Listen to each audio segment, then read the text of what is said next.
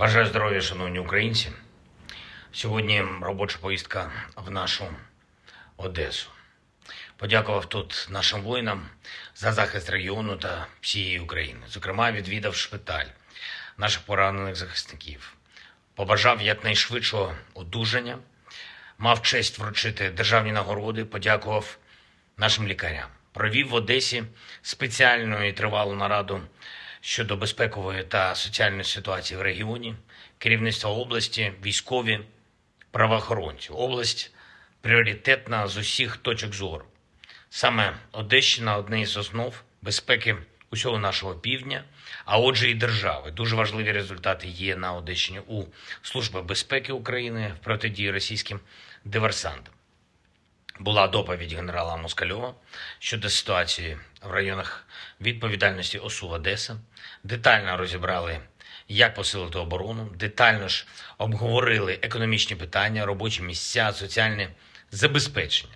Провів виїзне засідання Ставки, постійна увага фронту, доповіді командувачів Хортиця, Таврія, Главком, особливі доповіді керівників ГУР та СБУ. Деталі згодом. Спеціальна увага нашому зерновому коридору, безпеці у Чорному морі. Світ знає, яку фундаментальну роль наш морський зерновий експорт відіграє для продовольчої безпеки та й загалом безпека у Чорному морі, дієвість норм міжнародного права щодо мореплавства – це глобально важливий безпековий фактор. Усі морські країни світу зараз бачать, що може загрожувати їхнім портам, їхнім акваторіям, якщо Росія зійде з рук блокування мореплавства в Чорному морі. Наведу лише один приклад. Наразі з 3 портів, які були погоджені в рамках Чорноморської зернової ініціативи, порт Південний, фактично заблокований, понад 1,5 мільйони тонн агропродукції накопичено в одному Південному. І це зерно, яке очікують щонайменше 10 країн світу, зокрема Туреччина, Єгипет, Бангладеш, Китай. Очевидно, чим менше продовольства постачається у ці країни, у ці регіони, тим вище там ціни на їжу, тим більше втрачають люди в цих країнах зі своїх сімейних бюджетів.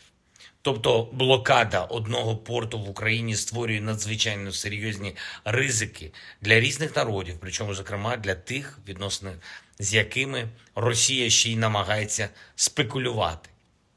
І я дякую усім в світі, хто допомагає нам збільшувати простір безпеки в Чорному морі, хто тисне на Росію задля розблокування постачання продовольства.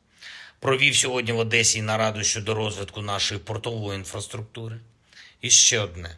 Працюємо над тим, щоб друга половина цього тижня була змістовною для наших відносин із партнерами. Наші міжнародники роблять все, щоб цей тиждень можна було завершити потрібними Україні новинами.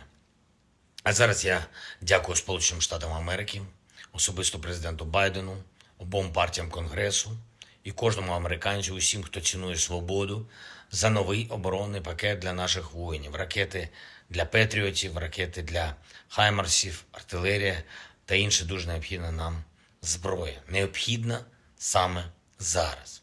Слава усім нашим воїнам, хто зараз в бою заради України, хто на бойових постах, у бойових завданнях. Дякую усім, хто працює заради нашої держави.